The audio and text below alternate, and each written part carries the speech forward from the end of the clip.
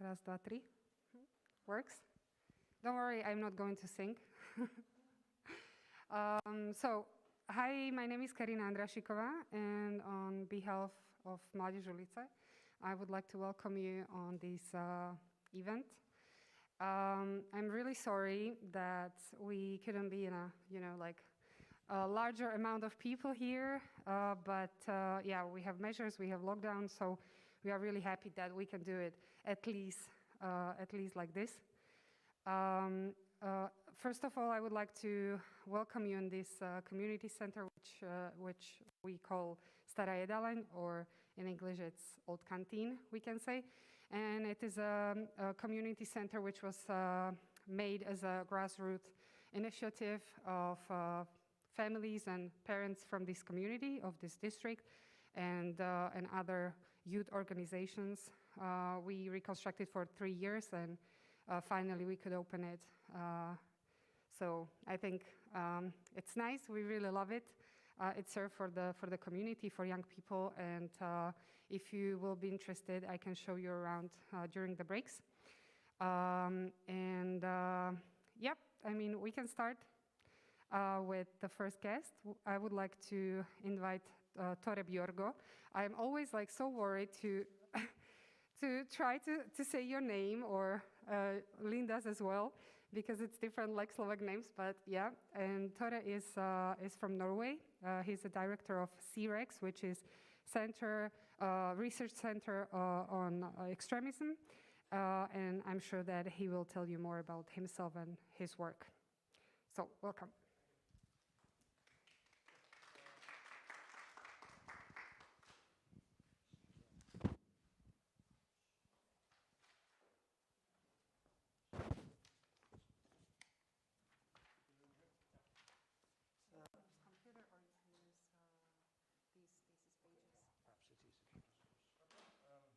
I think I do like President Joe Biden and take off my mask when I'm speaking.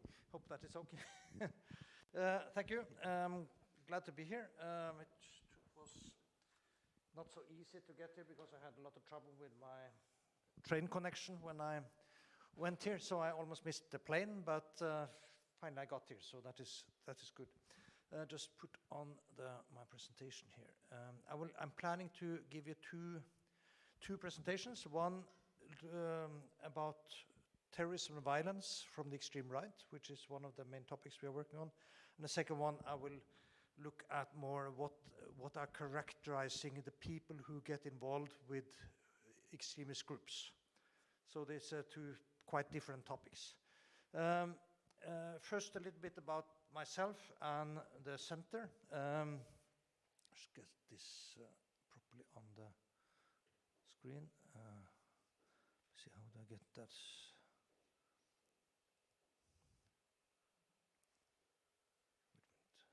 Okay, yeah.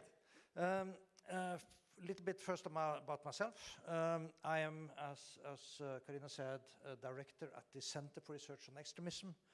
We are based at the University of Oslo, but I am also connected to the Police University College in Norway, and where I have a part-time position. I worked there for about 15 years, and through all my career, I started as a researcher back in around 1990 or late 80s, and through all that career, I worked mainly on violent extremism and terrorism, and in particular, at least half of the time on right-wing extremism. I wrote my doctoral dissertation on racist and right-wing violence in Scandinavia.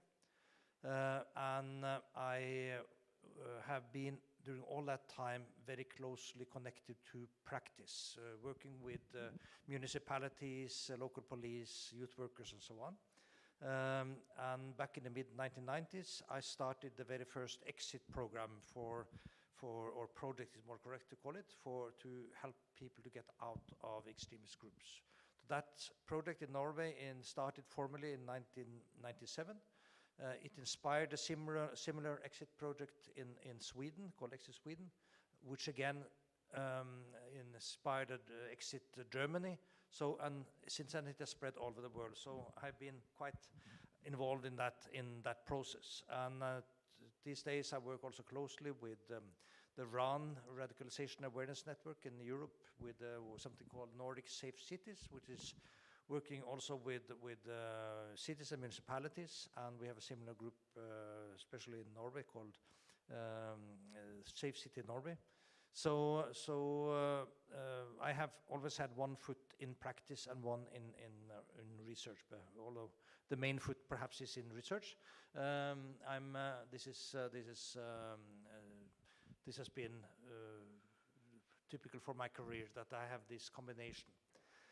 The background for CREX is, we had, let me go back a bit. Back in the 1980s and 90s and early 2000s, we had a lot of racist youth groups in Norway, typically skinheads and neo-Nazis, roaming the streets, using violence against immigrants and others, and in particular clashing with anti-racists. This movement sort of broke down in the aftermath of a racist murder in Oslo, where they killed a young black boy, and by a Nazi skinhead group killed this black boy, and that caused such strong opposition from the great public. We had 30,000-40,000 people out in the streets to demonstrate against racism and neo-Nazism. And since then, it was almost impossible to go around in the streets in Norway dressed up as a neo-Nazi.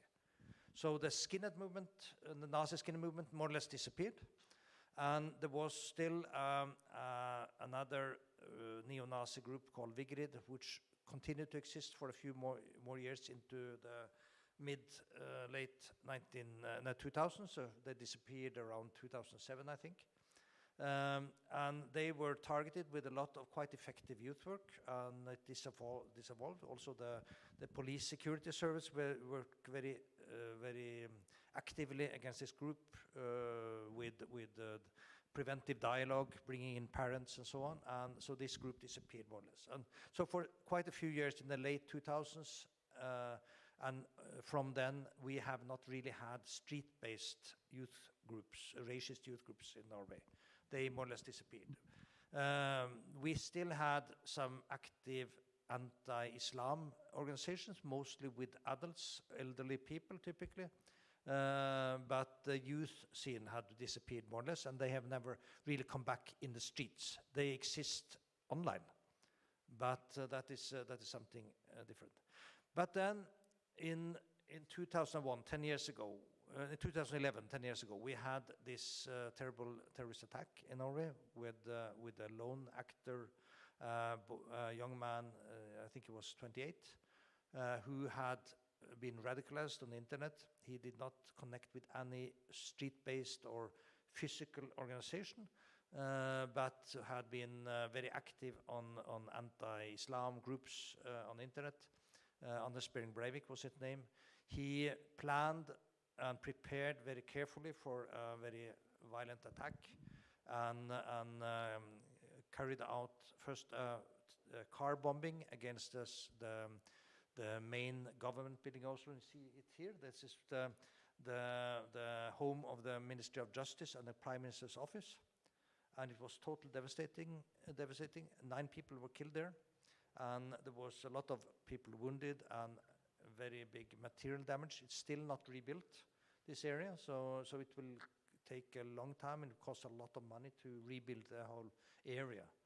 And then after he had done that, he traveled to Utøya, to this island where the Labour Party's youth camp had their camp. There were some 600 people at the island at the time, and he planned to kill everyone.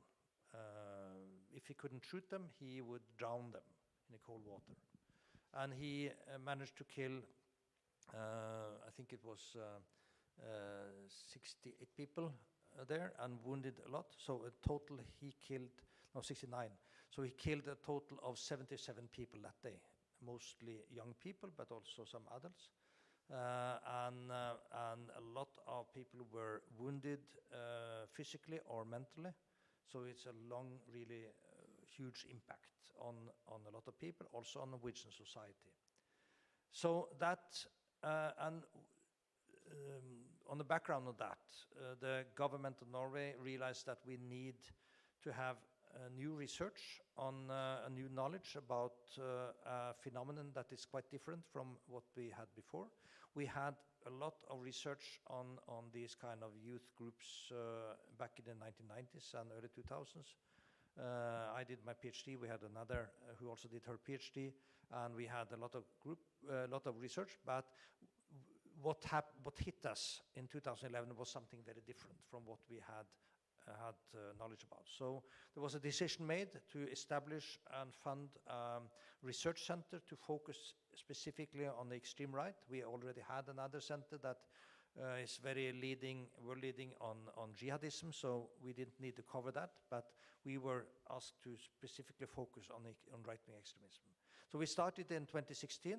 We are now a staff of around 18 people based at the center. And another 28, I think, who are affiliated, who work in other places and are linked to Syria. So altogether, I think the last count, we were 46 people involved in our center one way or another, which makes us probably the biggest center in the world focusing on right-wing extremism. So that is the background. One of the things we do is to focus. We have several focus areas. One main one is, of course, on right-wing violence and terrorism, and I will present some findings from there. We have also one research theme or group focusing on far-right parties and movements.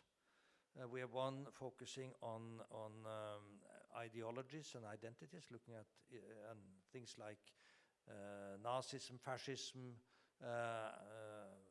Islamophobia, anti-Semitism, conspiracy theories, these kind of things. We have a third group looking at gender and extremism, and we have which one? No, I lost the count here. Yeah, and then we have the last one is on prevention and intervention. So 5 different groups. And I'm now leading the last one on prevention and intervention. But I will now present something on terrorism from the extreme right, where I will first give you some ideas about the concepts and also the patterns we find in terms of violence. We have developed a data set covering the most serious events of right-wing violence and terrorism in Western Europe from 1990 up until today, and in particular focusing on those cases where there was a fatal outcome, where we can have covered almost 100%, so we can make comparative analysis between countries and over time. I'll come back to that. But first, say something about the concept of the extreme right. What do we mean by such terms as the far right, the radical right, the extreme right, or by concept like extreme right violence, extreme right terrorism, or hate crime? These are terms that are often used interchangeably, but they should be used in a more precise way to avoid all kind of ambiguity about the phenomena we discuss. So, or also what we measure, because if you put everything into one big sack, then you mix up a lot of things. The terms left and right, which is actually stemming from the French Revolution, and they are associated with the idea of egalitarianism, whereas leftists generally support policies designed to reduce social inequality. Rightists regard inequality and corresponding social hierarchies as inevitable, natural, and even desirable. So that is one way to define the distinction between the left and the right. And the background left and right had to do with actually how in the first French Parliament, those who supported freedom, egalitarian and brotherhood, they placed themselves on the left side, and those who supported monarchy and the privileges of the nobility, they put themselves on the right side. So that was where the left and right came from. So to the right of the traditional conservative parties, there is a kind of broad landscape of what we may call the far right. They are characterized typically by authoritarianism and what we call nativist nationalism, that they think there is something about the native population that have special rights. And we can also distinguish between radical and extreme versions of both the far left and the far right. So you may have a similar distinction on the left, where radical movements work for change within the framework of democracy, whereas extremists reject democracy and are willing to use violence or other non-conventional means to achieve their goals. So that is how we put it here, with make this distinction between the extreme and the radical. So here I tried to construct a kind of family tree for the extreme right. But remember, these are kind of ideal types. In reality, there may be groups and movements who are somewhere in between. But I think it's useful to make this distinction. And as I said, what distinguishes extremists from radicals is that extremists reject democracy and promote violence or other illegal or non-democratic means as legitimate. But if you go down at a lower level, we can distinguish between three main families of far-right movements, and we call them cultural nationalists, ethnic nationalists, and racial nationalists, just to make a distinction here. The cultural nationalists, they are typically represented by radical right populist parties and movements against immigration and Islam. These parties and movements generally operate within a democratic framework, and they do not promote violence, but they may also differ in the degrees of radicalism. So some of these are more radical than others. For example, in Norway, we have a right-wing populist party, which we could consider as a rather moderate version of this. So they are not near extremist in any way. But other versions, for example, the Sweden Democrats, they have a background. They came out of the white power movement, so they have a kind of neo-Nazi past, and they are always tending to be more extremist than the Norwegian counterparts, who do not want to get associated with the Sweden Democrats. So that is the Norwegian Progress Party try to stay in the kind of liberal or in the very democratic way. Some activists in these parties may use violent rhetoric, like typically calling opponents, call them traitors, and they may hint at a future showdown, for example. So these movements in what they call the cultural nationalism camp, they are usually not preoccupied with racial differences, but focus on cultural differences. They claim that Islam is incompatible with Western culture and society, and they typically promote assimilation, the idea that immigrants of different ethnic and cultural origin could abandon their original culture and adopt a Western culture. And in recent years, some of these movements have also embraced liberal values like women's liberation or gay rights, values they claimed are threatened by Islam's invasion of Europe and North America. So it's a kind of strange mixture here of on the one hand rather rightist conservative views, but also sometimes they claim that they are defending liberal views. The second category is what they call ethnic nationalists, and they are typically exemplified by the identitarian movement in Europe and the moderate wing or the more moderate wing of the alt-right movement in the United States. And typically, for example, the European identitarians, they avoid speaking about race at all. They prefer to use the less stigmatized term of ethnic identity instead.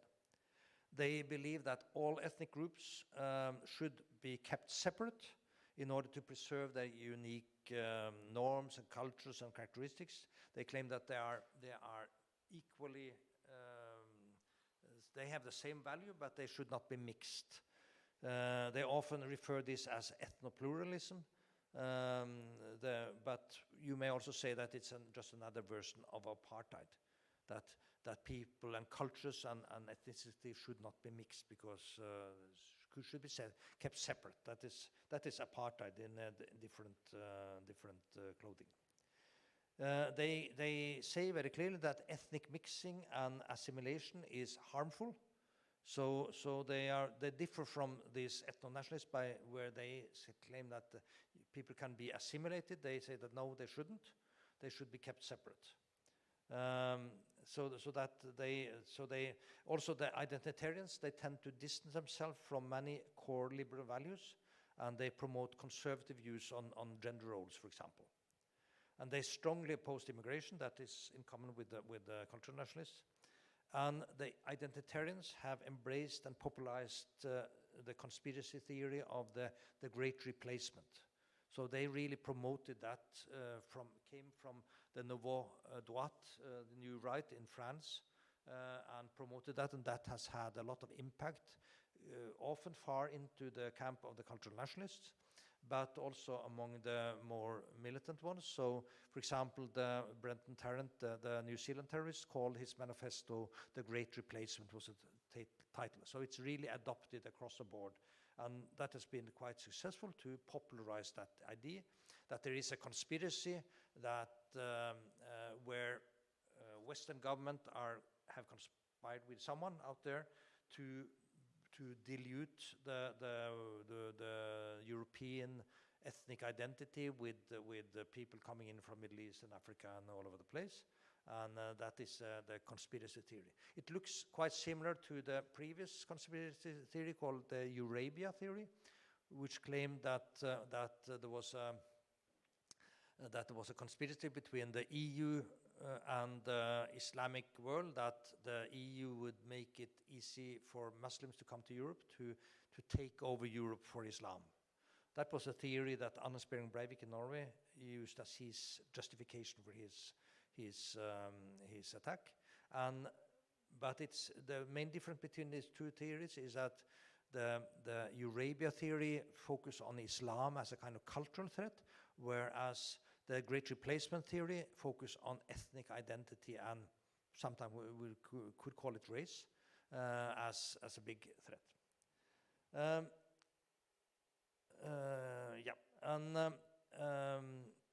They also they talk about this Great Replacement as an intentionally policy to replace the native European populations with non-European people, what they call genocide by substitution. And they claim that in order to prevent this so-called Great Replacement of ethnic Europeans, it will be necessary that all or most people of foreign origin return to their homelands. So it's called, they talk about remigration.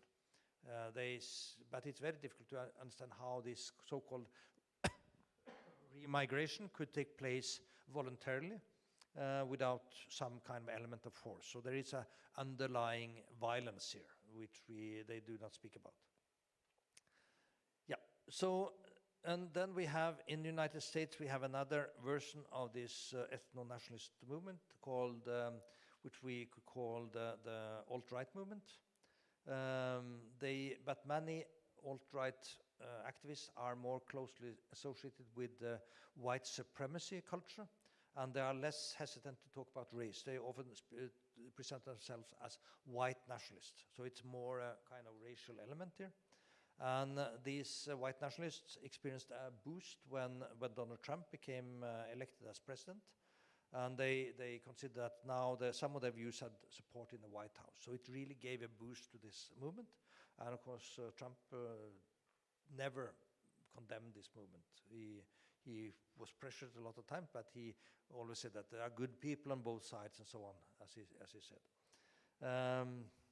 And while the alt-right and identitarian movements are both fall within the kind of ideal type of ethno-nationalism, the European identitarians tend to gravitate more towards the cultural nationalist, and the alt-right or white nationalists gravitate more towards racial nationalism. So there are differences here.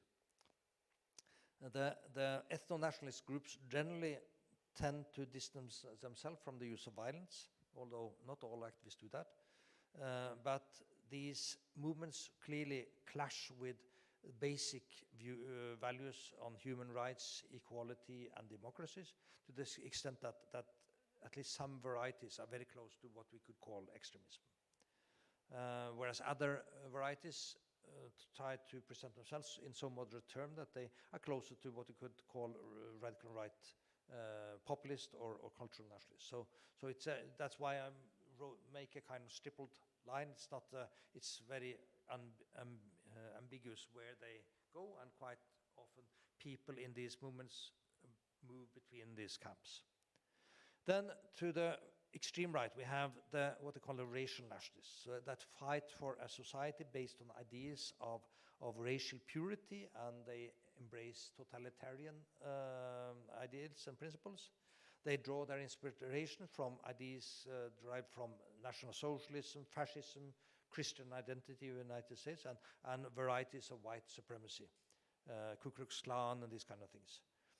And their worldview is typically based on anti-Semitic conspiracy theories, claiming that the Jews are promoting immigration and egalitarianism and racial mixing to destroy the white race.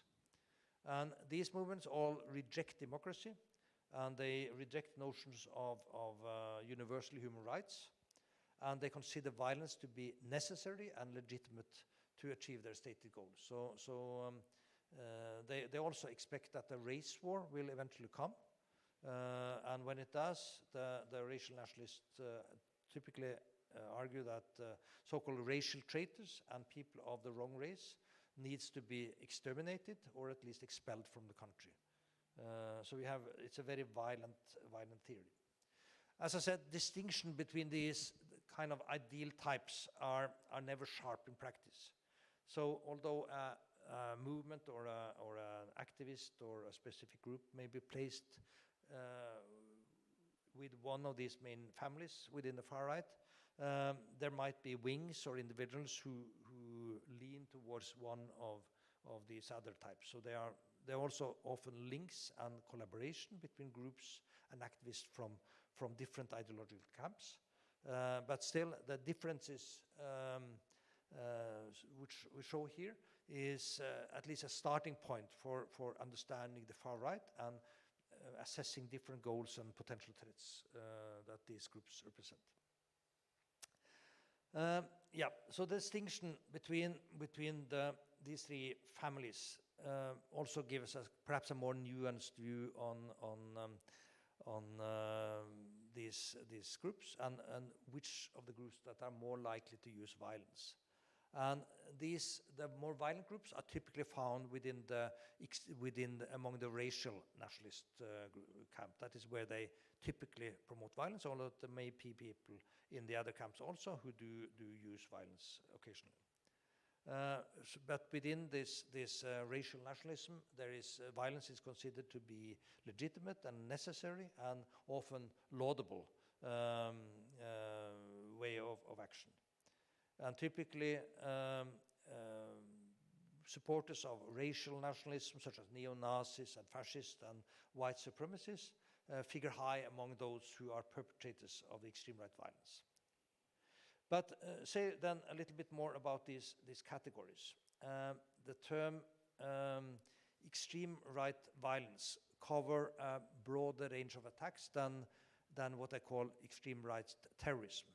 All violent attacks whose target selection is based on extreme right beliefs or corresponding enemy categories such as immigrants, minorities, political opponents, Jews, governments, and so on, may qualify as extreme right or right-wing violence.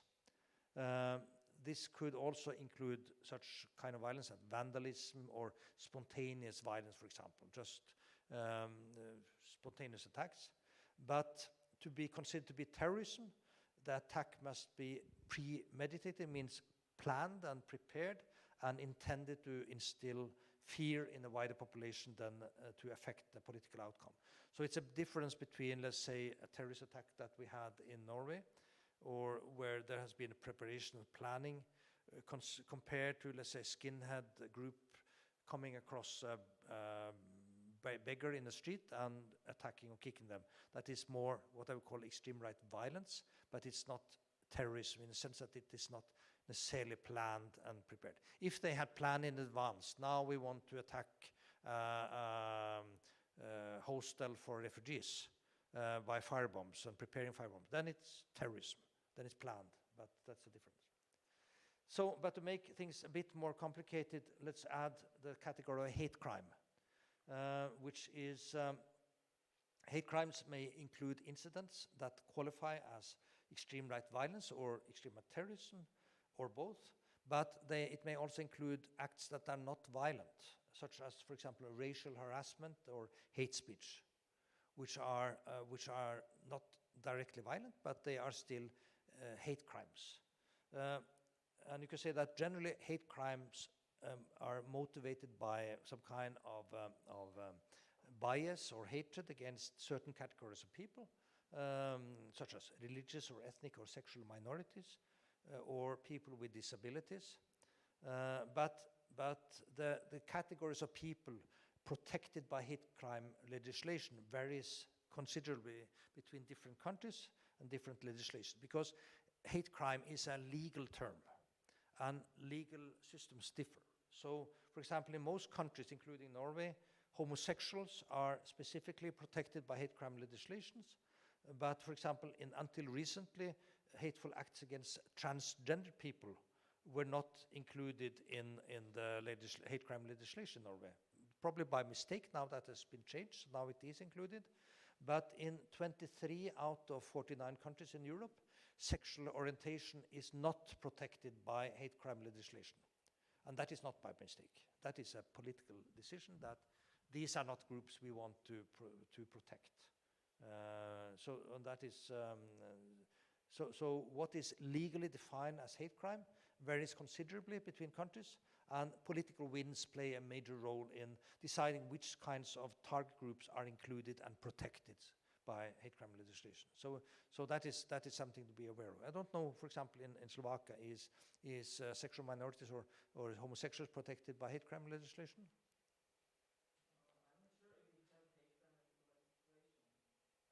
Do you have hate crime legislation? Huh? Where maybe the target is also this, and of course there is also this minority. Yeah, because it also varies whether the term hate crime is used in different legislations. It is in many countries, but not all. So in Norway, this came into legislation, I think, in the late 90s or something like that in Norway. Before that, we had legislation focusing on racism, racist violence, and racist discrimination. But we now put it under a hate crime legislation, which sort of changed the focus a bit. Also, adding to the complexity of this discussion is that hate crimes are also frequently committed by people motivated by other issues or views than right-wing extremism. For example, you have hatred against Shias or Jews by Sunni Muslims. It's also hate crime, but it's not far-right hate crime. It's something else. So the hate crime legislation is where they have them is focusing on various kinds of bias or hatred, but not necessarily by what kind of political ideology. And in several Western European countries, for example, the majority of anti-Jewish hate crimes is not carried out by extreme right activists, but by Muslims.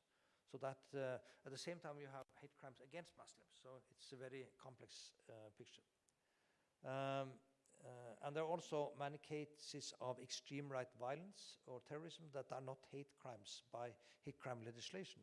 For example, the attacks on the government district and the political youth camp in Norway in 2011 was definitely qualified as extreme right terrorist attacks, but they would not fall within the hate crime legislation, as the targets were not these groups particularly protected by hate crime legislation. It was political opponents.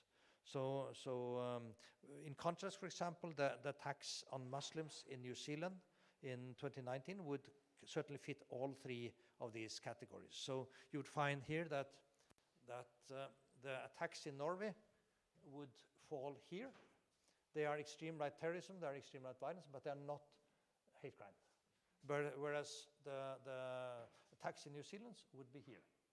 Just to give you an idea about how these categories partly overlap, but not completely.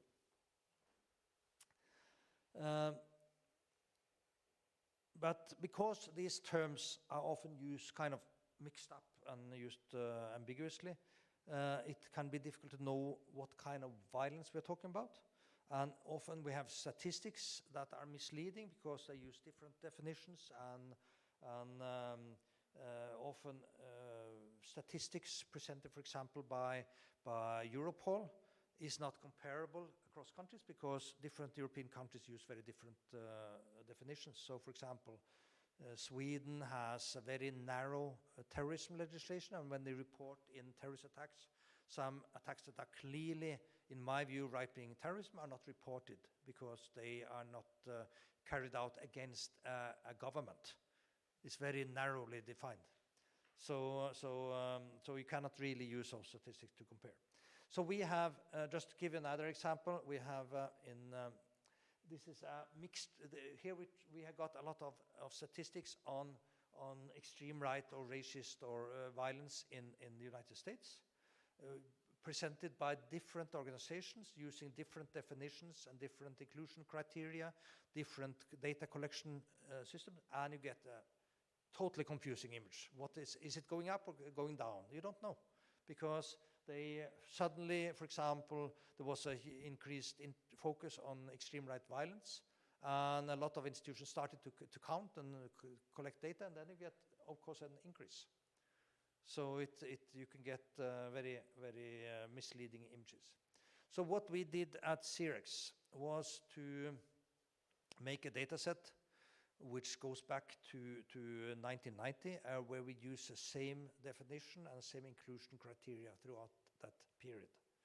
And we knew that we would not be able to collect all incidents. I mean, every time someone threw a Molotov cocktail at a refugee center or something like that, so many of these events that we wouldn't really be able to count them. So we focus on the most serious events, and in particular those events with a fatal outcome, when someone died.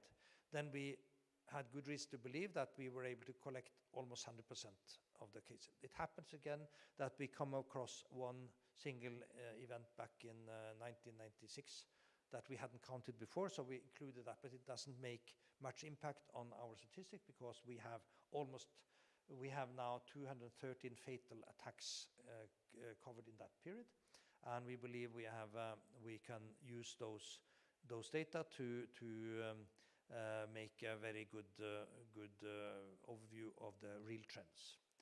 But we also make sure that you should only use this data set.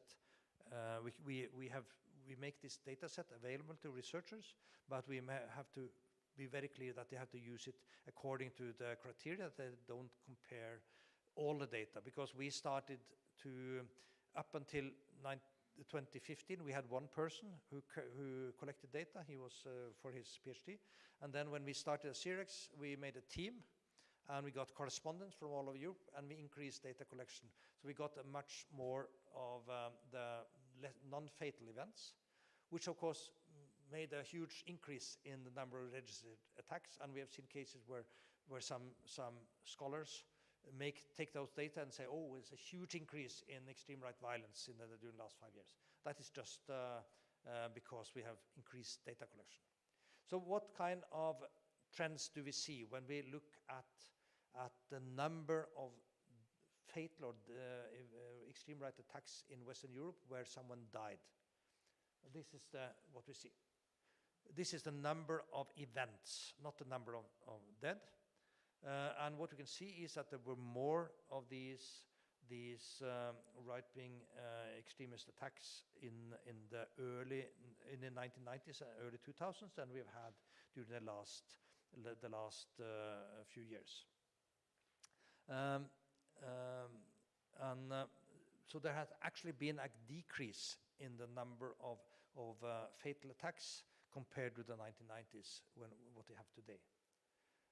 Then we had the spike, you can see there in 2016, That was an outcome of, or a response to the so-called refugee crisis and the moral panic around that. But still the number of attacks are fairly low. But this spike reflected a kind of change in the public mood, turning more against refugees. The refugees are not welcome anymore. People start to talk about the rape-fugees and so on, especially after the events in Cologne, the New Year Eve 2015-16. And we got a lot of these, more increased violence. If we look at the number of fatalities compared to the number of events, we see a slightly different pattern. We can see that during the early period, there were typically one fatality per attack. That was a general pattern. So the lines are very closely corresponding.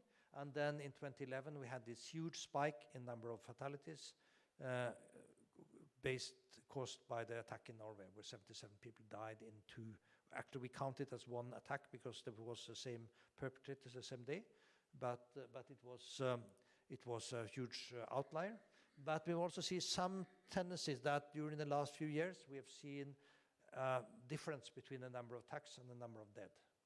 So there seems to be a decrease in number of attacks, but an increase in fatalities. And we see this better in the next graph, where we see each of these small dots is one attack with one victim.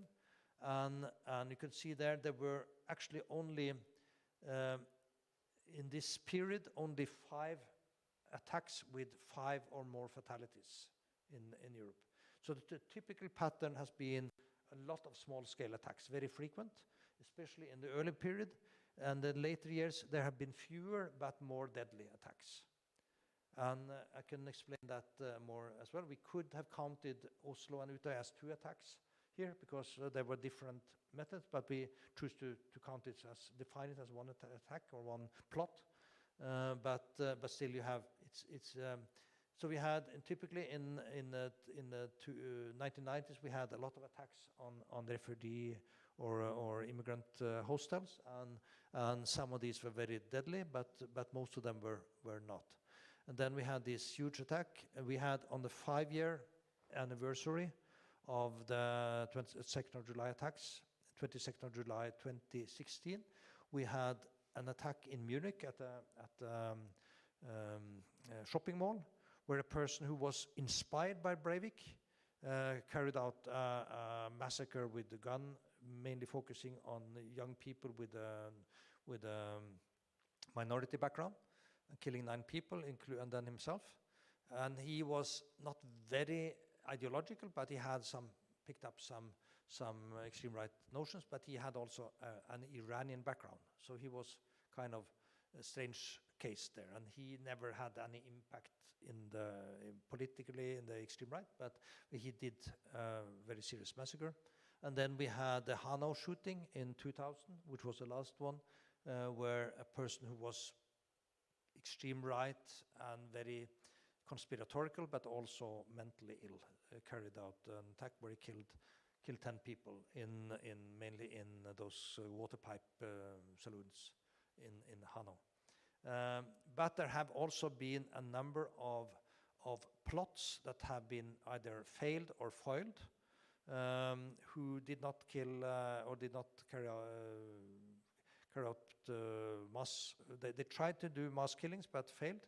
For example, we had in Norway a second attack in 2019, which was part of a series of plots to carry out mass murders, mass shootings, inspired by Brenton Tarrant at New Zealand. He carried out his attack in March 2019. Then there was a number of actions following. For example, in Southern California, an attack. First, a guy tried to attack a mosque. He failed to put it on fire. Then he attacked a synagogue and killed 1 person. We had this mass shooting in El Paso, where I think 21 people were killed. I think in early, I think it was in early August.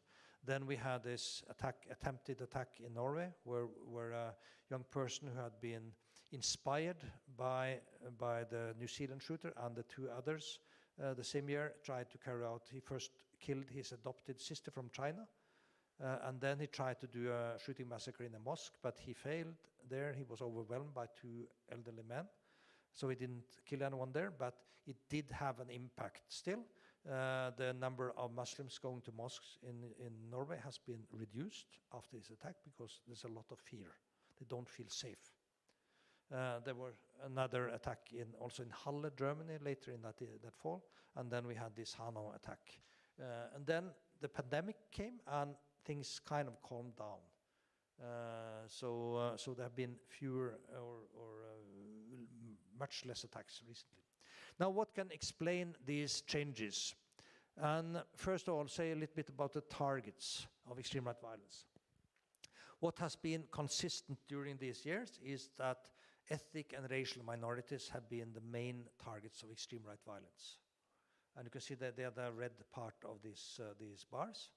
They are typically more than half of the victim groups.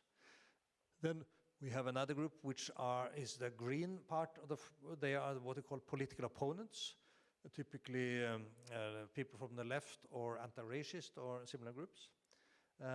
We have also what we call and this has been part of the enemy image for a long time, but they have been less prominent during the last 5-year period. The blue group is what we call vulnerable groups, typically street people, people who are, let's say, beggars, people who are or people who are handicapped in some way. They were often the targets of skinhead gangs, and this has also been strongly reduced. The yellow part is what we call sexual minorities, typically homosexuals. Again, quite frequently attacked during the 90s, again, typically by skinhead groups. We had a small, the black part of the bar is what we call governmental institutions and elected politicians. They have been there for a while, but they have now become a more important target group during the last few years. So that is important changes. And this is also explaining the changes we can see here when we look at who are the perpetrators. And that is a very interesting change here, because back in the 1990s, you see the green part of these bars were what we call gangs, typically skinhead gangs. And they carried out almost half the violence during the 1990s and early 2000s, together with the blue part, which we call what we call unorganized groups, where are typically a group of friends, not kind of organized, but young people are drinking together and get crazy ideas. And they also carried out quite a lot of the violence in the 1990s and early 2000s and been there for a long time. But these two groups have almost disappeared as perpetrators. The yellow part is what we call autonomous cells. And a large part of this was carried out actually by the NSU, the National Socialist Underground in Germany, carried out 10 murders, I think. They were quite frequent during the middle part of this period.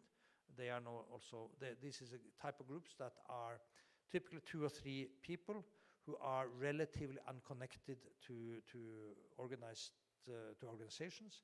They had ties to the neo-Nazi scene in Germany, but they were not an organization. They were quite frequent.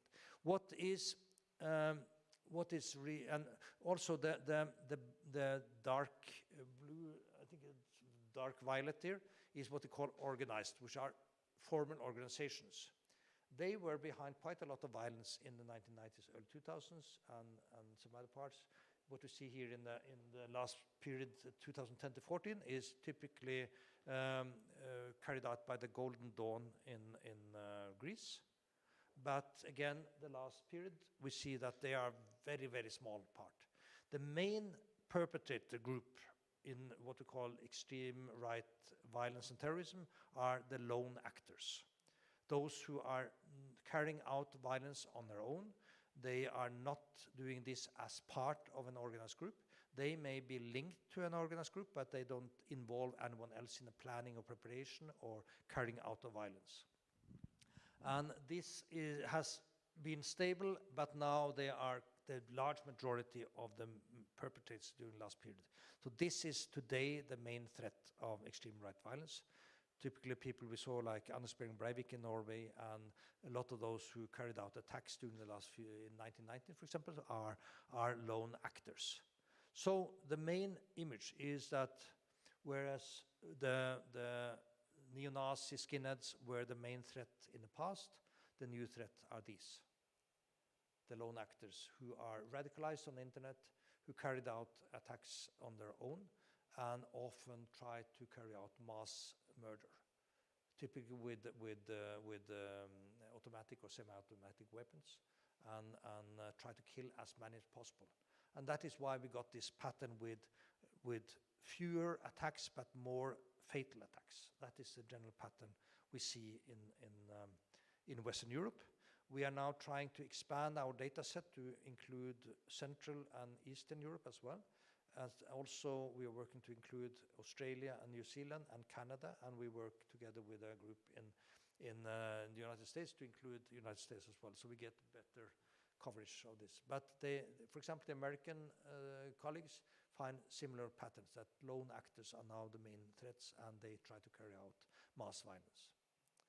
And this, of course, has consequences for prevention and intervention, because our preventive toolbox is quite well suited for traditional extremist youth groups like skinheads, but they are gone, more or less. I know that you have more kind of street-based groups here, which is some of them turn to the extreme right, but that is but they are probably, I don't know whether they are skinheads, are they? Do they have a style? So they, you can. We don't see them on the streets. No. Maybe in online. I see. Yeah, because that is the main issue here is that those who in Norway have the expression fra gata til data, from the street to data, and that is the main trend, that activism has moved from the street to the internet. And then sometimes they go back to the street. We have seen some groups in Norway that have been sort of created on Discord as part of gaming environment.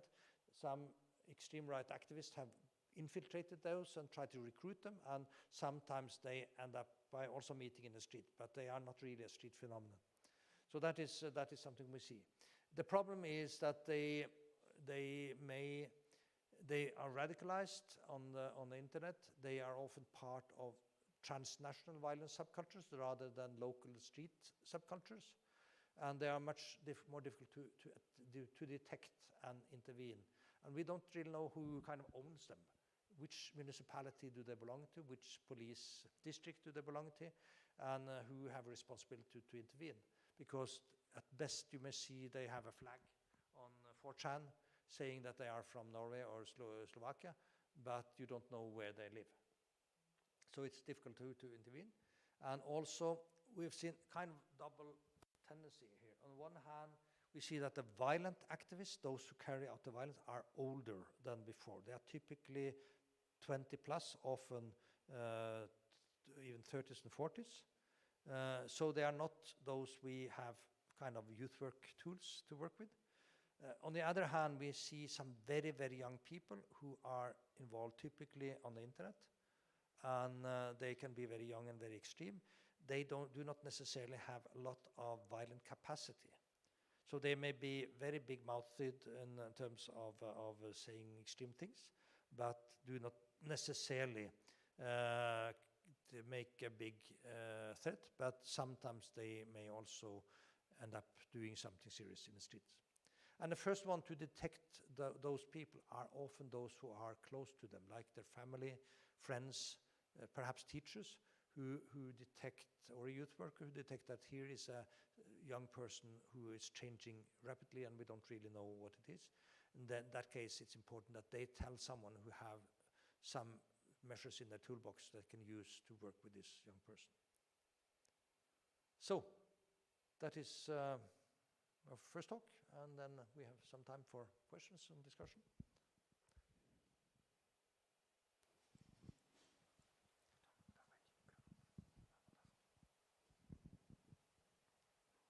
Yeah, you have a question? Yeah, I can't hear. Thank you, really. So thank you very much for the presentation. What is the Islamist population in Norway? What is The Islamist population in Norway? Islamic? Islamic, yeah. Or Sorry. Muslim. I don't have the exact figures, but let's say there are perhaps 5% or something like that. I don't know the figures. The biggest immigrant group are Poles. So but we had a first group of Muslims coming to Norway were in the 1970s. Typically from Pakistan. They are now very well integrated in Norwegian society. Many of them are highly educated. There's kind of the second generation. Typically, the first generation took manual work, whatever they could find. They were very eager to get their children to get an education, and many of them are now lawyers, medical doctors, politicians. Now the president of the parliament was nominated a few days ago, and he is a Pakistani background, second generation. And we had minister of culture had a Pakistani background. So we have now many of these coming into. They are highly well integrated in society, but not everyone. So we have also had some street gangs who had a Pakistani background, so you have a kind of polarization here with the majority extremely well integrated and above average of education level, and a few who kind of fall out and fail. So that is the situation. We have now similar issues with let's say Somalis, who are on the whole less integrated, but some get very well integrated. And so it takes time, but generally, when you say Islamist groups, militant radical groups, they are now kind of fragmented. They used to have a group called the Prophet's Ummah, who recruited people to go to ISIS.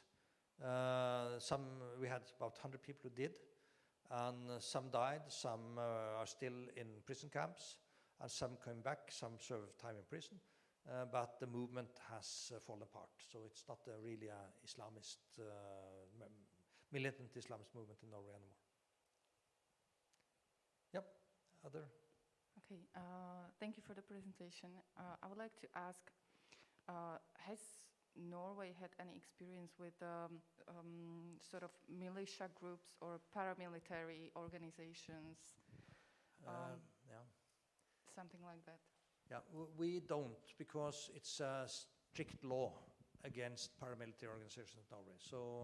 So there is explicitly illegal to form a paramilitary organization. We more recently got a law saying that it's also illegal to join paramilitary organizations abroad. Like it wasn't until 2015. It wasn't illegal to join a group that was, let's say, abroad, that was carrying out militant actions, but now it is. But locally, we do not have any. I know that there have been tendencies to that in Central Europe. You had the Hungarian Guard, you have had similar groups in Czech Republic and Slovakia that are marching with uniforms in the streets and so on. We had the Soldiers of Odin in Norway. The police didn't really know how to deal with those to begin with, but they found that it was not a question of being paramilitary, because they were not really paramilitary. They were trying to do some kind of uniform policing work, and that was found to be against the policing law, so they were fined and they disappeared. But yeah. Yeah, that's why I'm asking, because we have this several organizations in Slovakia.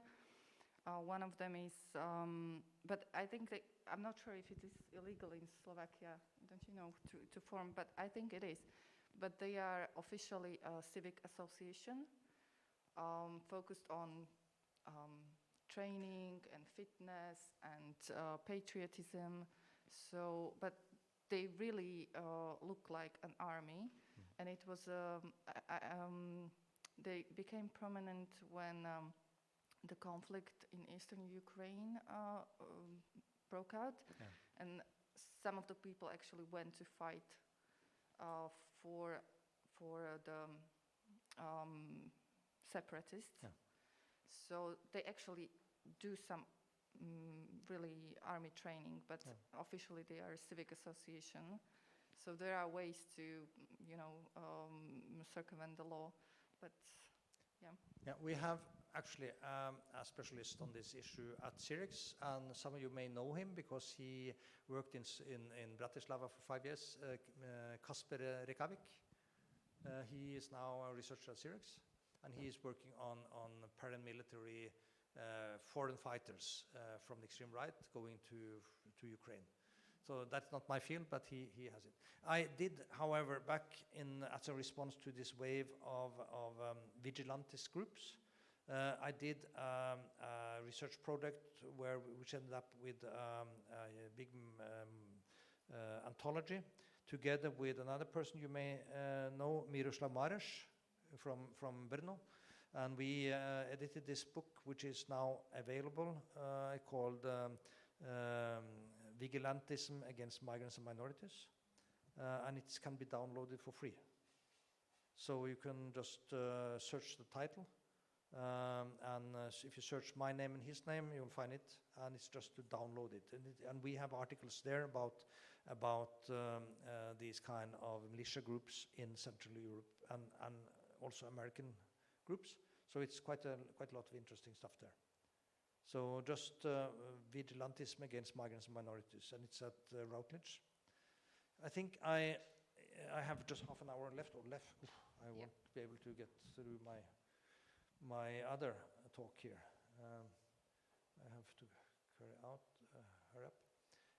The second thing I would like to talk about is a trying to understand what characterize people who join and leave extremist groups, because we can learn something about that. The background is that we tend to believe that there is one kind of persons who become involved in extremism, but that is not the case. There are different types of people engaged in extremist activities for very different reasons, and often very different backgrounds, and they also leave for different reasons. If we want to understand how to deal effectively with this diverse range of people, we need to understand adapt our measures to the specific needs and concerns of these people. So we cannot use the same means for a young marginalized boy who has a terrible family background, or a resourceful person who is a student and is very ideologically motivated, and so on. These are two very different types of people. And also it's useful to make a distinction with what I call push and pull factors, because they are different for different types of people, and also what are the barriers that prevent them to engage or to disengage. So I would like to go through these 5 different types of people with different push and pull factors and barrier factors. And push means the negative social forces and circumstances that makes it kind of unattractive to remain in the situation you are in. Specific life situation, specific social environment. Whereas pull is something that attracts you to something more rewarding and something better, something that may fulfill their needs. And barriers are the perceived negative consequences that serves as inhibitors to change. That makes it's kind of what makes you think twice, perhaps the price is too high, and so on. And the idea is that if push and pull factors work in the same direction and the barriers are low, then there is a large probability that the person will make a change, will join an extremist group or leave an extremist group. So that is why I use these as the main thing. I develop a typology of 5 ideal types. It means these are, a person may be a combination here, but first you have what I call the ideologist, or another scholar called them the entrepreneurs. They are often socially resourceful, sometimes well educated.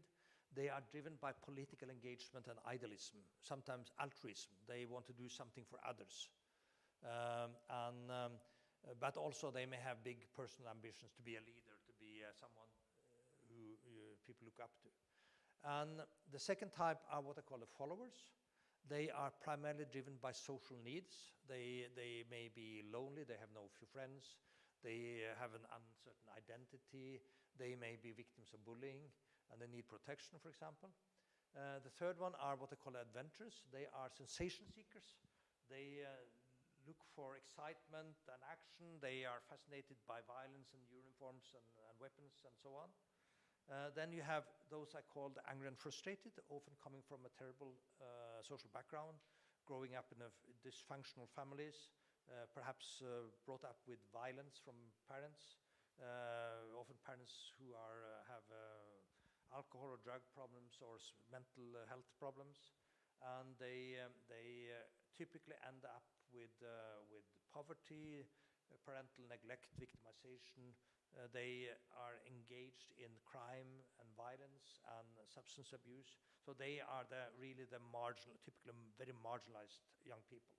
And then the fifth category is although we often forget, we call it, at this point I haven't found a better name than the traditionalists. They grew up in a family or in a social environment where, for example, the parents are racist, or typical case are the ISIS children, those who are born or brought up in ISIS community in Syria and Iraq. Now they live in these prison camps, and they have not known any other reality than that extremist reality presented by the parents, which is seen as normal. That is how the world is. You have also young children brought up in neo-Nazi families, Ku Klux Klan families. They are brought up in a racist environment, and that is how the world looked like. So for them, they never joined. They were joined by birth. And it's, of course, difficult to leave that world. So just go through these. I hope I have time to get through. If you look at the ideologies, first of all, they are, as I said, they are focused on a radical ideology. They may be very touched by the current political situation. They feel that their people is threatened, whether that is the Muslim community or it may be the white community, and they feel it as an existential threat to our people, and something needs to be done. So they are very much driven by political issues and ideology and maybe even altruism.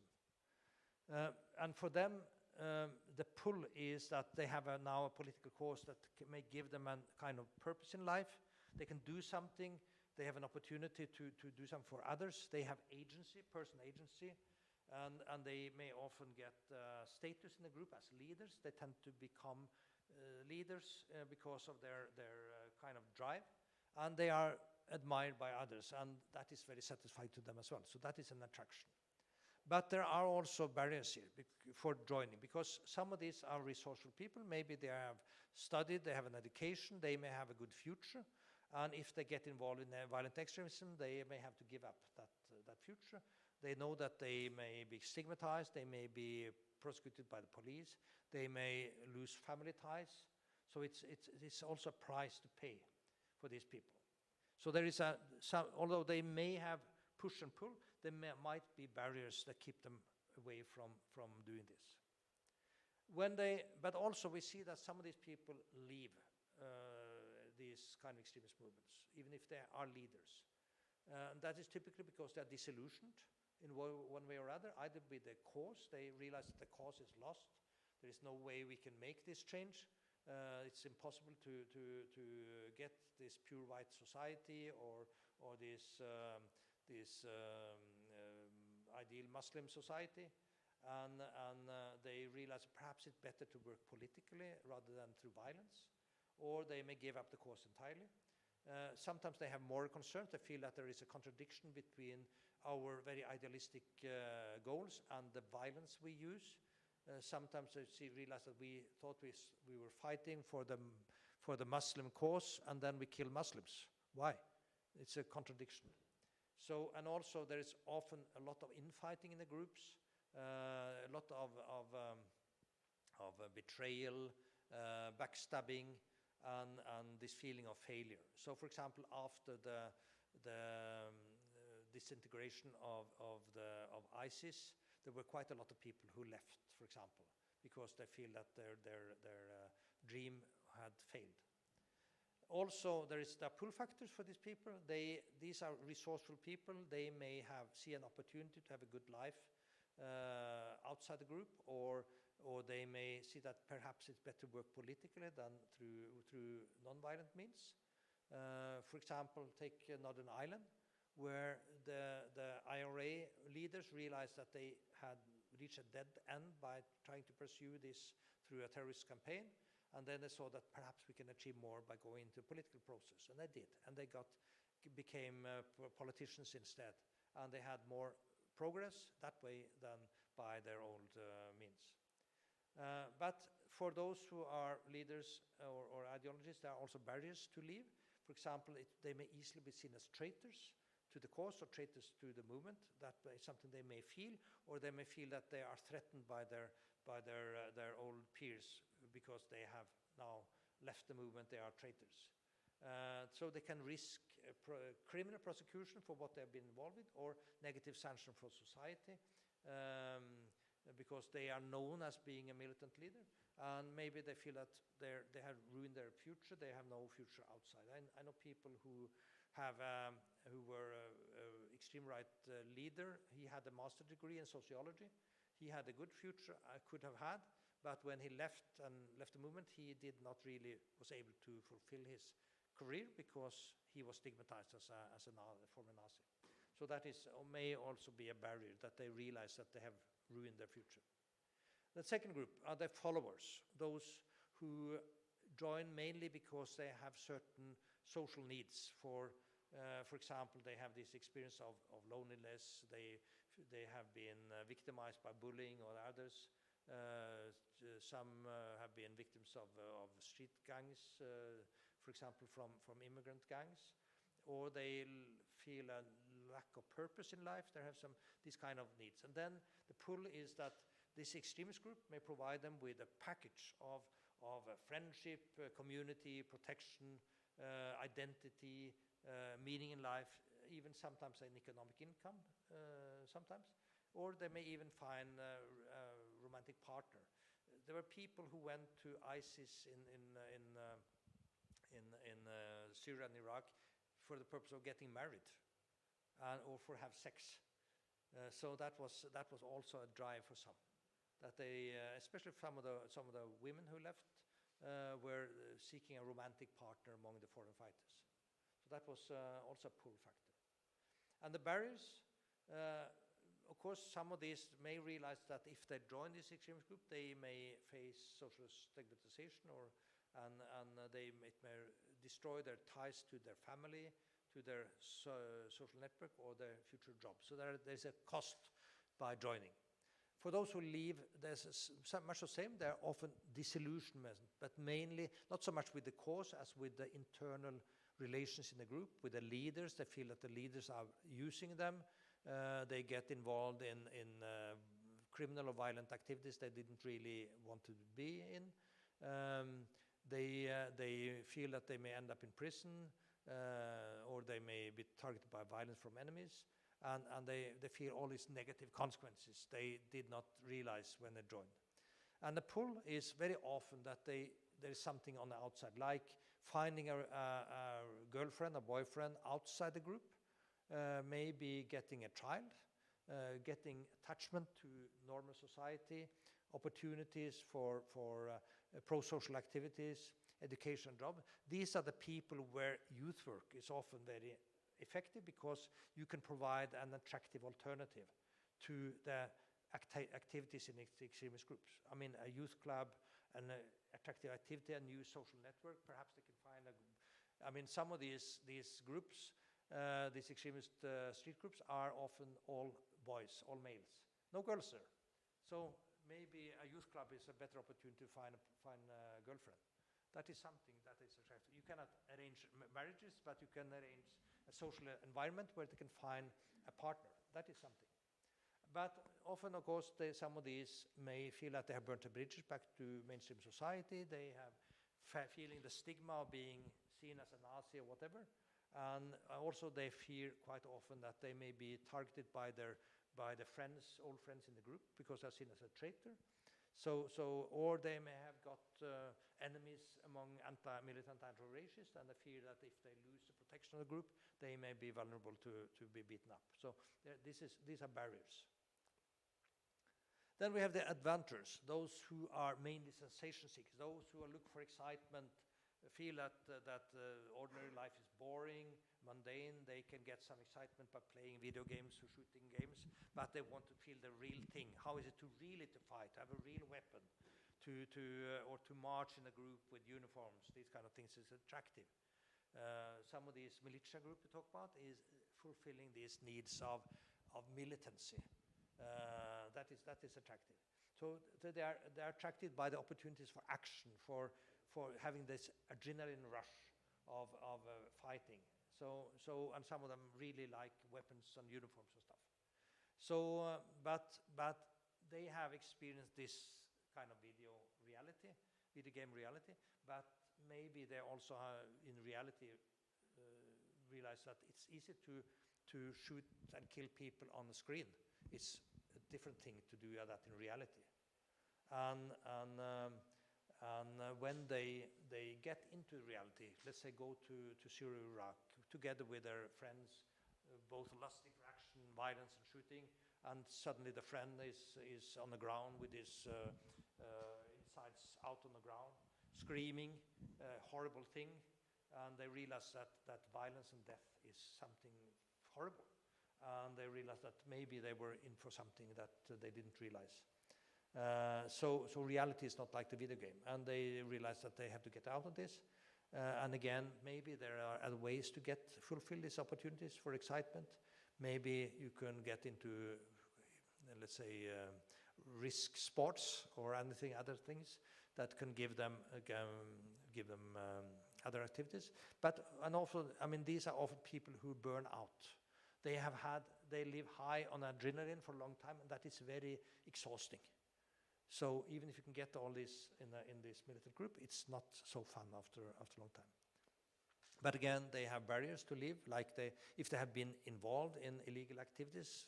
For example, those who went to Syria and Iraq from Norway, today they face 5 or 10 years in prison when they come back, if they've been involved in armed activities. That is a real barrier. Or these women who went down to marry and take care of children, they also face several years in prison when they come back. So it's many of them don't want to do that. So that is a barrier. Yep. Then we have the angry and frustrated. Time is running out here. These are the people who have grown up with a very difficult life situation, often in families where parents have huge problems. Crime, drugs, violence, and they have no hope for a future. They see things as dark. They have perhaps tried to the crime world, tried to be involved with violence and drugs and crime there, and then they realize that there is a ideological group out there who offer them something else, some kind of redemption.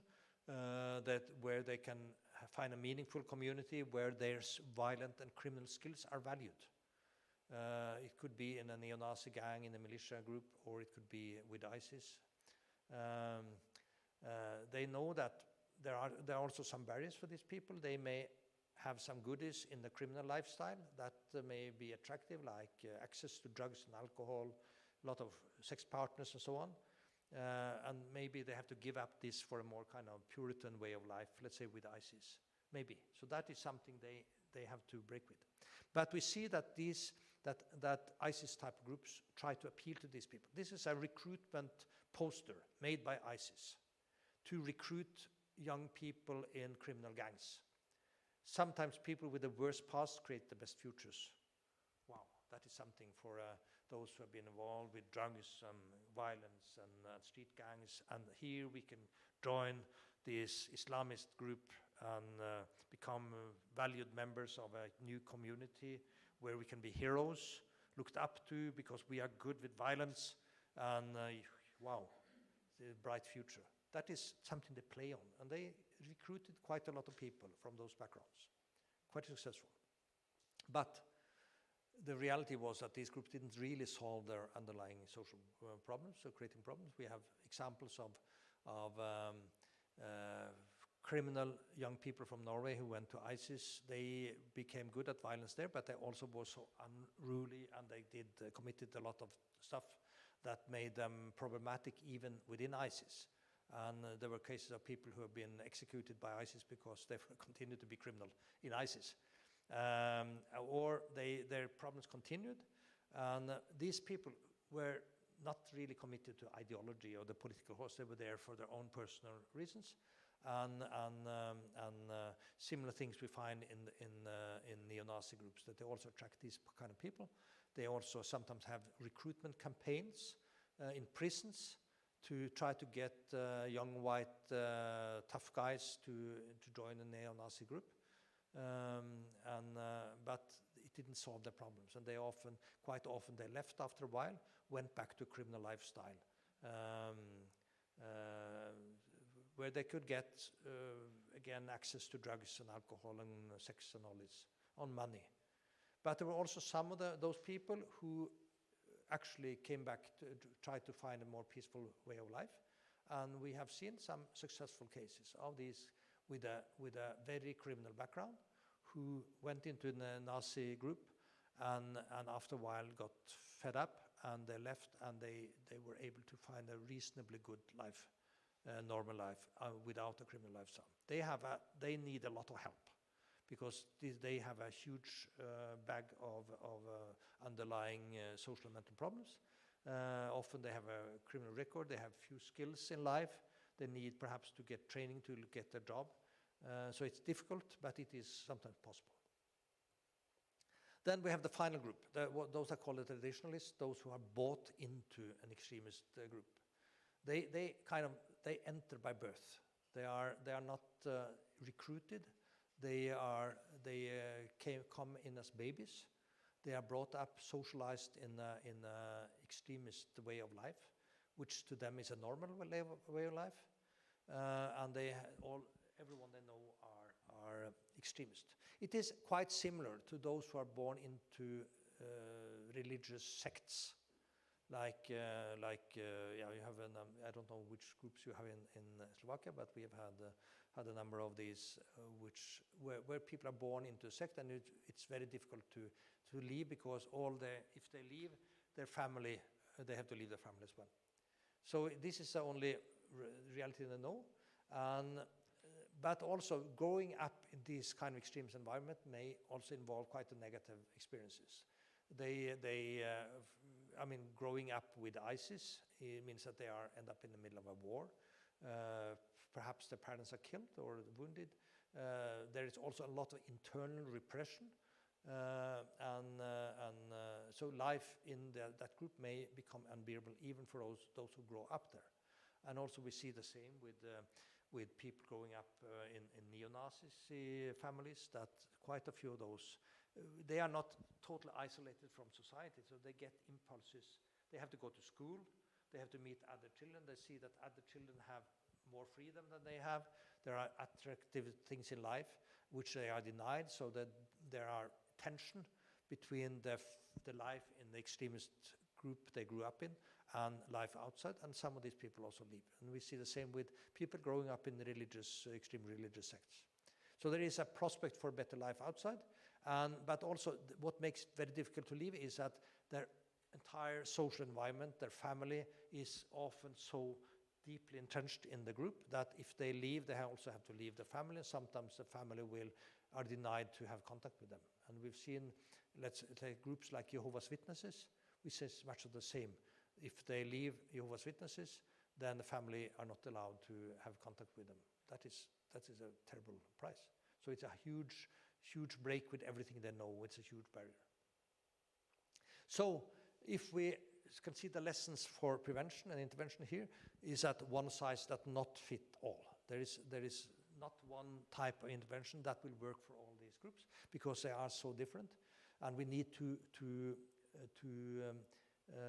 adapt our measures of prevention and integration to both to prevent recruitment and to facilitate disengagement and reintegration. We have to adapt that to that individual's personal situation and motivation and need. It's not, it's very different what we can do for someone who has grown up with ISIS, or someone who have been a highly educated person who have been an extremist leader and now want to get out and get back in society. Very different measures, and we need to be aware of that. And we should also develop different measures. And what is added to this is also the age dimension, because we have a lot of preventive measures which work fine with teenagers, people who are legally considered children. In Norway, under the age of 18, they are still children, and we can do a lot of things with them. Once they become adults, there are a lot of the measures in the toolbox that we cannot use anymore, and we need to find other measures, which is sometimes quite difficult because they have very different needs, and we need to adapt to those. And also so we can use this typology to help us in the selection of relevant measures, and also to avoid using irrelevant measures, because sometimes there's a tendency that we have a kind of one package. This is what we use to prevent, let's say, in racism. And then we think that we can send them by bus to Auschwitz, that's fine for everyone. It works for some, but not for others. So we need to know what is the reason. If a person is there for ideological reason, maybe it's a good idea to let them see the reality of what Nazism caused. But if a person is there because he's grown up in a terrible family, he had great personal needs to protection or for friendship, that kind of historic things doesn't really matter. That's not why they're there. So we need to know what can we use, what is relevant, and also remember that these 5 types are ideal types. In reality, we may find that people have a mixture. You may be someone who are both a follower, who is one who has social needs, but perhaps also have a horrible background, or you are a sensation seeker. That could also combine, for example. And also people may change in their career. So someone who joined for kind of personal social needs may become radicalized, may become more ideological, and may look more like this idealist, ideological type. So we need to also account for that. Yep, that's it. Okay, I was 3 minutes past my 90 minutes, but we have some time for questions. Maybe I forgot to do what I wanted to do in the beginning. Since we are like a small group, it will be great if we can make a circle, and you can introduce yourself, just like a name and organization or institution you represent. Okay, shall I start? Thank you. So my name is Alena Chudžíková. I am from the Center for the Research of Ethnicity and Culture. We've done some work. We are mainly focused on research of migration and integration of foreigners, but we've done some work in the topic of radicalization of youth. We actually went to Norway. We did a little study visit. We visited 4 municipalities in 2017, it was. And now we are starting a project aimed at prevention of radicalization of youth, and we are trying to bring youth and police together and create in a participatory way sort of prevention mechanism. So that's in short. I know it was longer than you asked for. So very shortly, my name is Svetlana Davidovichová, and I work for Union of Towns and Cities of Slovakia. Hi, my name is Frédéric Ferrier. I come from France, but I'm a volunteer here at Mladí, like recently new, from the ESC, like European program. Hi, Brendan from Canada, and I've been volunteering here at Mladí the last little while. And yeah, thank you. I'm Marina from Caspian. We are working in club and on the street with youth in Pretlak. Hello, I'm Jarka, and I'm from the Research Institute for Children's Psychology and Pathopsychology. And I'm also focused on radicalization in my research. Hello, I'm Linda from Iceland, and I work in a youth club, and I will tell you all about it later. Hello, I'm Esther Kverová, and I'm a youth worker here in Mladí, and I also talk about it later. Hi, I'm Anna, and I'm working as a school psychologist in high school. Thank you. So questions, comments, your experiences? We still have a few minutes for Tore.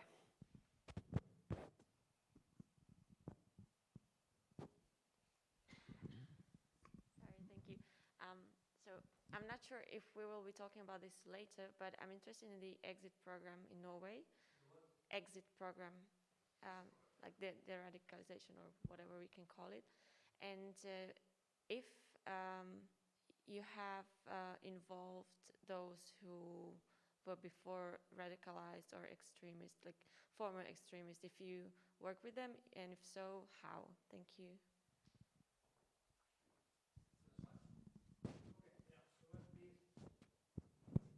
We started this exit project we started actually with, there was a young girl who contacted me in 1995. She had first been involved with a militant left-wing anti-racist group, and then she switched side and went to the neo-Nazis, and realized that after a year or so, that she had done something very stupid, and she was very hated by these former friends from the left, and she contacted me to get help to get out, more or less. And that led to I became her mentor for half a year or so, until she was firmly out. And then I found out that we need to make something to help people in a similar situation, because I also met a number of I interviewed quite a lot of young people involved in this Nazi scene at the time, and realized that quite a few of them wanted to get out or had got out with big trouble. So we decided to start a project, and we got collaboration with an NGO called Adults for Children, and we got funding for 3 years, and later on another 2 years, but it was never meant to be a permanent project. So what was the purpose was to develop methods and tools that could be used by established social services and police and municipalities. And that was also what happened. So for the last official exit project ended in early 2000s, and now we have had a lot of exit work being carried out by municipalities, youth workers, police, even the security service. And a lot of it has been quite successful, but it's now part of the general toolbox of the social services and the police. It's not a specific exit program. Actually, what has happened during the last few years is that there now started in many municipalities, in some of the main cities, what they call mentoring programs, which is based on the same idea, that they want to have someone who can talk to and help a person who has been radicalized or been involved in extremist groups to get out, to get foothold in society, and discuss and get over with their extremist ideas. It's sometimes called, in Oslo, for example, they have something, they don't call it exit, they call it entry, that they focus on reintegration. And it is part of the established interagency collaboration in Oslo and in many other municipalities, where there's been a long for last several decades now, established interagency collaboration between municipalities, schools, health services, and the police. and this is part of their work, that they work generally with young people in all kind of trouble, including crime, drugs, alcohol, sexual abuse, but also extremism. And they use the same kind of interagency networks, and sometimes they need to exchange information about these people and see who have a tool that can work well with that, or a measure that can be effective to this person. So a lot of coordination going on, but it's part now. The exit work is part of an institutionalized public service, so to say, the interagency collaboration. So we don't really call it exit. It's not exit projects anymore. It's exit work being implemented by the general agencies. In the Norwegian exit project, which started in '97, inspired, as I said, the Swedish exit. And the guy who came to our opening conference was a former Nazi. And he came there, and he worked with an institution called, an NGO called Fryshuset, which is a youth center. And he was able to get with them to get funding for Exit Sweden. And they made use of formers to a large extent as mentors. In Norway, we have made very limited use of formers, partly because our exit work has been more professionalized, being run by professional youth workers, social workers, police officers, and so on. But they use also as mentors people from civil society, usually not formers, but people who have a good, solid footing in society, who may know, they may have a background from as a Muslim, could be an imam, or could be someone else who know Islam well, or it could be a person who is a professional youth worker but not officially working in the agency, or it could be an ordinary civilian with good knowledge and understanding and empathy and so on. So in Sweden they tend to make more use of formers than we do in Norway. I think that is the main issue. I think there are pros and cons with different models of exit work. We are starting now, hope if we can get funding, a project where we look at 3 different models in the Nordic countries. One which is based in the security sector. In Denmark, it's a prison-based exit intervention with people who have been convicted of terrorist offenses in prison in collaboration with the police and municipalities, but it has a kind of security focus. Then we have this project I mentioned in Oslo, based at this interagency collaboration in the municipality of Oslo, where they have this mentoring project, which is municipal-based and focused more on social welfare than on security. And then there is an exit project in Finland, based in an NGO called a diaconal institution. It's a kind of Christian church-based institution, which is doing exit work and also involving formers, as far as I know. So these are different models, and we want to see what are the pros and cons of these different approaches. Yeah. Any more question or comment?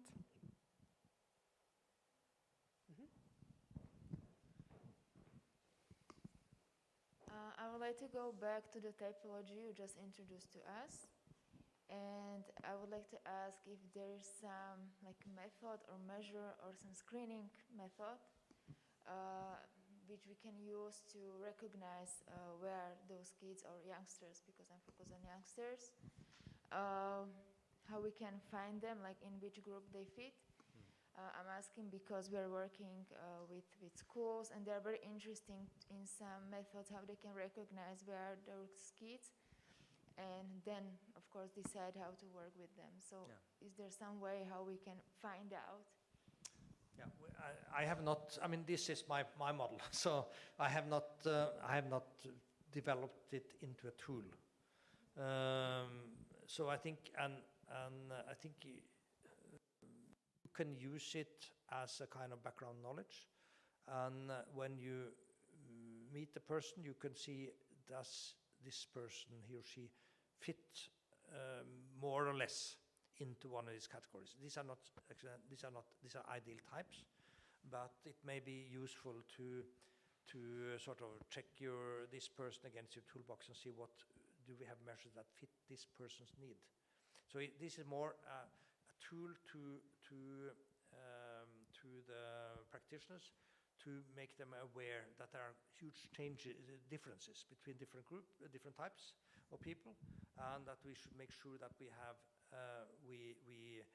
adapt our measures to the needs of that person rather than have a kind of standardized set that we use. I know that in Denmark there is the Danish interagency collaboration and what they call the info house model in Denmark, which was often called the Aarhus model, where there's a collaboration between the police and municipalities to working with radicalized people. They have made use of very strict what they call a risk assessment model, where the goal is to find out whether this person is at risk of becoming involved in violent extremism and terrorism or not. And this makes it they are very systematic, and there are some good things about that, very effective in many ways, but there are also some downsides with using very strict tools, because, for example, this Danish system is very much focused on individuals. They use a personal number of this one, and they say to each of the police and the municipality and the health sector, now you have this number, check out your archives, your systems, do you have anything on that person? Then, because they have also legislation that makes it possible to exchange information across agencies, but they tend to become very individual focused. And once they find out, that means that they lose the sight of the social context. Perhaps this person is part of a group where you may have one person who is an ideologist and another who is kind of have this terrible background as angry and frustrated, and this may be a follower. But sometimes you have a group consisting of different mixes, and if you only work with one individual in isolation, you may not see the bigger picture. Perhaps the most effective thing would be to take out that ideologist who's a leader. Maybe he has committed something criminal, you can get him in prison, or maybe you can offer that person a job somewhere else in the country, so he will be detached from the group, and then often the group will fall apart. That perspective, which was very common in Denmark previously when they were a bit more holistically, has been lost with using this very individualistic risk assessment tool. So there are some upside and downsides of using very strict tools. And especially also this, since they focus on risk, it becomes a very securitized approach. In Norway, they do not use a risk assessment tool. They think more in terms of how can we get this person on a better path in life. So it's more kind of a stronger kind of focus on social integration. Whereas the Danish model tends to say that if he or she is not a risk, then we can just leave it to the ordinary system. Whereas, they focus very much on security, whereas in Norway and, for example, in Sweden, they will focus more on social integration and getting that person on a better path, even if they don't consider that person to be a terrorist risk. So that is so you get a bit different framing and a different kind of logic once you start to focus very much on risk. Yeah, I don't know if this answers the question, but at least I tried. Are there questions? Yeah, okay, then I think, is it time for break? Yeah, thank you very much. So if there are no more questions or comments, so I would like to invite you for a break. We have really good snacks, so you can go to the kitchen and take what you have taste for, and we will continue after 15 minutes.